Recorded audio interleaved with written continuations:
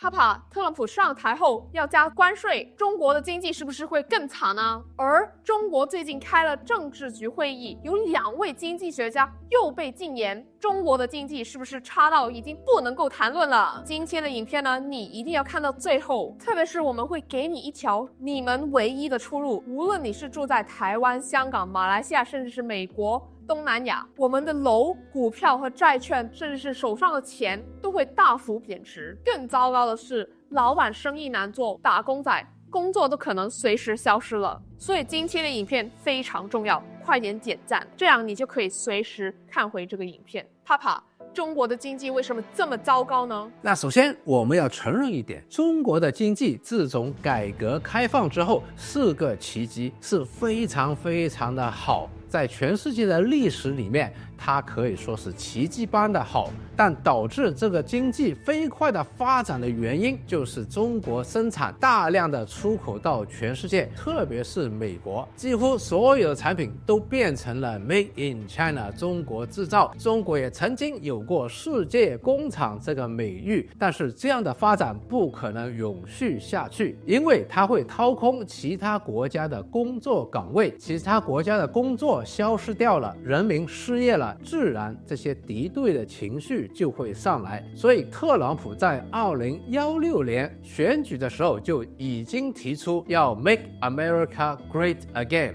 要把工作搬回到美国。他也在2017、18年跟中国开始了贸易战。这个贸易战再加上中国在疫情时间的清零政策，使到全世界的企业们看到他们不能把全部的供应链放在中国，所以自从2023年开始，他们就把生产分散到世界各地，甚至有一部分因为地缘政治的原因搬回到了美国。中国出口到美国的商品在2023年是大幅度的减少了。当然，出口只是中国经济的其中一个支柱，虽然这个支柱是相当的大，以前因为出口赚到很多的钱，所以中国也不需要鼓励太多的内部消费的需求，中国是过分的依赖了出口了。而另外一个支撑中国经济的就是房地产，中国的房地产经历了20几年的升幅，涨到已经是市民负担不起的一个泡沫了。当时很多人都以为中国人喜欢买楼，中国的楼市不会跌的，但是世界上的泡沫是没有不跌的。在房住不炒的政策下，中国推出了3道红线，恰恰又碰到疫情，使到很多内房企业的现金链断掉，而这个现金链一旦断掉之后，就使到中国的内房崩盘了，也导致了之后消费的信心和企业投资的信心不足了。所以贸易战、出口受阻和内房企业的崩盘是中国现在经济面临巨大挑战的原因。所以中国也史无前例的推出了一系列的组合拳的政策来刺激经济。那再给大家科普一下，中国的政策推出有4个大的机构，大家要搞清楚。刚刚结束的中国政治局会议，所以中国政治局他们的工作是方向的定调，一旦有了方向之后，这个工作就给到了中央经济工作会议去制定具体的战略，然后交给国务院去落实执行。而到了3月份的两会的时候，国务院再向人大和政协汇报。那阿菲娜，你知不知道这2位被禁言经济学者到底讲过什么？那其中一学者傅鹏发表演说时指，当今中国在有效需求不足、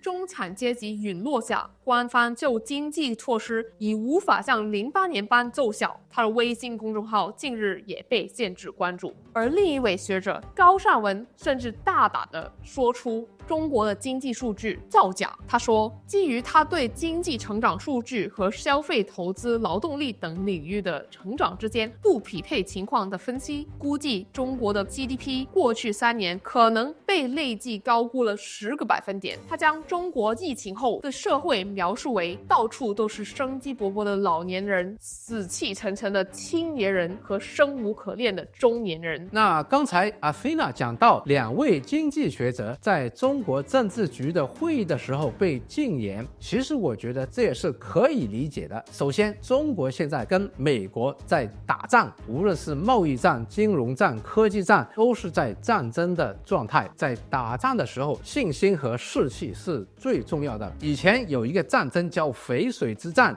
前秦有80万大军，东晋只有8万大军，以10对1，看来是不可能打赢的战，就是因为东晋派了奸细到秦军内部说秦军败退啦，一下子信心崩溃，80万大军全部散掉，结果还打输给了8万的东晋的军队，所以不让某些动摇信心的言论发布，这也是可以理解的。其实禁言这个事情不光是中国内地才有，就算在 Facebook 甚至富途券商，我都有被禁过言。那特朗普上台之后，中国的经济会否更惨呢？那如果特朗普真的向中国的产品加大幅度的关税的话，这肯定会使中国的出口业雪上加霜。而我们也看到，这个贸易战不光是美国加关税，中国最近也向某些产品开始减出口的退税，所以中国的企业如果要出口的话，真的要加把劲哦。所以我们也看到，在这么困难的情况下，中国政府的政策是非常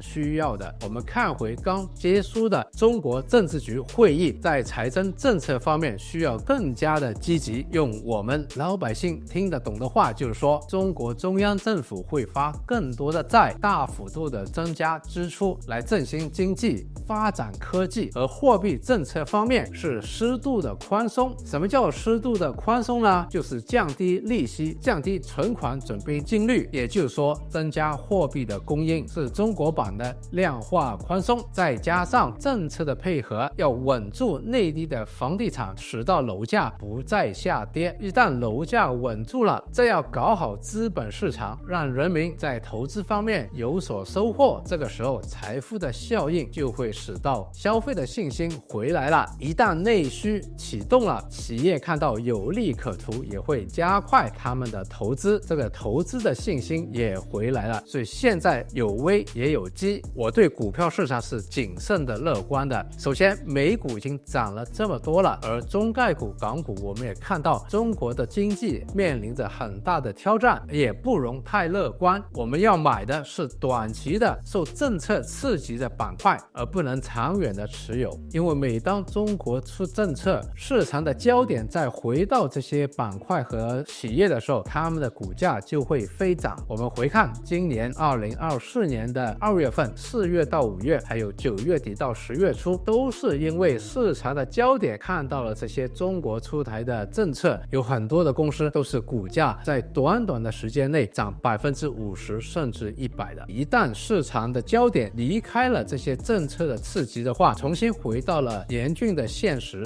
股价就会跌下来。美股现在很高了，特朗普上台会不会因为加关税和其他的措施使到美国的通胀回升？如果是的话，那美债利率也会上去，这对债券的价格也不利，债券也会跌。而美债收益率上升的时候，股票市场也有下调的压力。现在股民对美股的整体的情绪是乐观甚至是亢奋的，一旦这个乐观亢奋的情绪过后，股票市场会不会有一个大的调整啊？比特币现在是越来越疯狂，这一个泡沫还能涨多久呢？那一旦股债市场有震荡，也会影响到房地产的市场，而通胀回升也是变相的手上的货币贬值，所以在投资方面我们要步步为营，小心为上。那作为打工仔的话，我们还要居安思危。中国作为世界第2大经济体系，当中国的经济不好的时候，他们也会减少从其他国家进口，从而影响其他国家的经济。而为了维持中国出口的竞争力，中国也很有可能把人民币贬值，